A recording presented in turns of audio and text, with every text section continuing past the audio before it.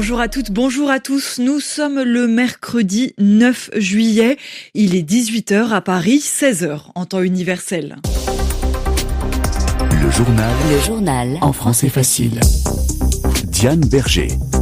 Direction le Liban. Dès le début de ce journal, l'armée israélienne a repris les opérations militaires dans le sud du pays contre son grand ennemi, le Hezbollah. Après plusieurs attaques aériennes ces derniers jours, des soldats ont foulé le sol libanais. On vous dit tout avec notre correspondant dans quelques instants. Pedro Sánchez tente de tenir bon. Le Premier ministre espagnol refuse de jeter l'éponge malgré le scandale de corruption qui touche son parti. Et puis les représentants des parlements de 90 pays francophones sont réunis à Paris. Nous écouterons la présidente de l'Assemblée nationale française, Yaël Braun-Pivet. Les soldats israéliens sont entrés sur le sol libanais à nouveau ce mercredi. L'armée de l'État hébreu a envoyé ses troupes dans le sud du Liban. Elles y mènent, je cite, des opérations spéciales ciblées contre des sites liés au Hezbollah, le mouvement islamiste allié du Hamas et de Téhéran. Hier et lundi déjà, l'armée israélienne a mené des frappes aériennes depuis les airs. Donc, 3 cadres militaires du Hezbollah sont morts. Ce sont les premières attaques de ce type depuis le cessez-le-feu signé en novembre dernier. Explication depuis le Liban de notre correspondant Paul Ralifé. Les frappes israéliennes sur le nord et le sud du Liban interviennent alors que les pressions locales et internationales s'accentuent sur le Hezbollah afin qu'il remette ses armes. Elles coïncident avec la présence depuis lundi à Beyrouth d'un émissaire présidentiel américain chargé de discuter du désarmement du parti chiite pro-iranien. Contrairement aux attentes, Thomas Barak s'était dit satisfait et reconnaissant après ses entretiens avec les dirigeants libanais. Ceux-ci lui ont transmis les réponses du Hezbollah à une feuille de route américaine remise aux autorités libanaises il y a 3 semaines. L'envoyé de Donald Trump a indiqué que son pays n'imposait au Liban aucun calendrier pour le désarmement du Hezbollah. Il a par ailleurs salué les dirigeants libanais pour la rapidité et le ton équilibré dans leur réponse aux demandes américaines. Cette réponse en 15 points mentionne certes le monopole de l'État sur les armes, mais elle exige aussi le retrait israélien total du territoire libanais et propose le principe de la simultanéité dans les mesures appliquées par le Liban et Israël pour une désescalade durable. Des analystes estiment que l'escalade israélienne des dernières 48 heures pourrait illustrer le mécontentement d'Israël vis-à-vis de l'approche conciliante de l'émissaire américain sur le dossier des armes du Hezbollah. Paul Ralifé, Beyrouth, RFI. L'armée israélienne continue aussi ses opérations militaires à Gaza. Selon la défense civile du territoire palestinien, les dernières attaques ont tué au moins 22 personnes, dont 6 enfants ce mercredi. Les négociations continuent à Doha, au Qatar, pour un possible cessez-le-feu dans l'enclave. Le ministre israélien des Affaires étrangères s'est dit optimiste. Il pense que c'est possible. Volodymyr Zelensky a lui été reçu par le pape Léon XIV aujourd'hui. Le président ukrainien et le chef des catholiques ont parlé du sort de l'Ukraine et notamment des enfants kidnappés par la Russie pendant la guerre. Le conflit est particulièrement violent ces dernières semaines. Des attaques aériennes russes ont tué 8 civils dans l'est de l'Ukraine et une attaque de drone ukrainienne a fait 4 morts en Russie sur une plage de Koursk. Il est maintenant 18h04 à Madrid, en Espagne, où le parti socialiste du Premier ministre Pedro Sánchez se trouve en pleine crise, la plus importante depuis son arrivée au pouvoir en 2018. Mi-juin, le numéro 3 du mouvement, Santos Cerdán, a été placé en détention provisoire. Il est soupçonné d'être impliqué dans un réseau de corruption. Il aurait touché de l'argent en échange de services qu'il n'avait pas le droit de rendre.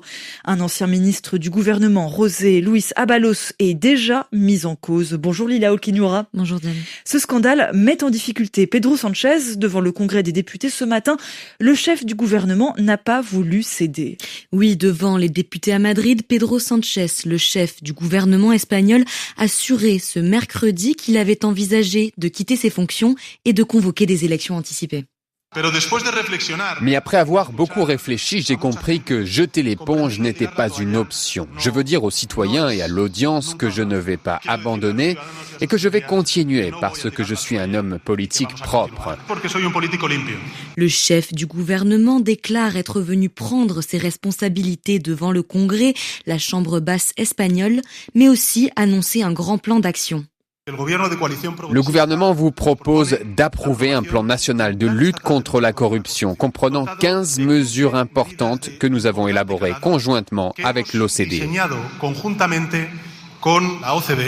Des mesures telles que la mise en place d'une agence d'intégrité publique indépendante ou bien le renforcement, la consolidation de la protection des lanceurs d'alerte. Mais tout cela, c'est du vent, un tissu de mensonges pour le chef de l'opposition de droite, Alberto Núñez Feijóo du Parti populaire. Toutes ces années, vous avez opéré comme une organisation criminelle. Vous n'êtes pas venu nettoyer quoi que ce soit, mais plutôt tout salir. Votre parti, la politique et la nation dont vous n'êtes plus le digne représentant. Avant de quitter la tribune, Pedro Sanchez a rappelé que si 2 de ses collaborateurs étaient mis en cause dans cette affaire, pas moins de 200 membres du Parti populaire étaient soupçonnés de faits de corruption. Merci beaucoup Lila Olkinuora. Un autre parti politique touché par les problèmes judiciaires en France cette fois. Le siège du Rassemblement national a été ciblé ce mercredi matin par des perquisitions, c'est-à-dire que la police et des juges sont venus y chercher des documents dans le cadre d'une enquête. C'est sur le financement des campagnes électorales de 2022 et 2024. Il pourrait être illicite, ne pas être conforme aux règles fixées par la loi.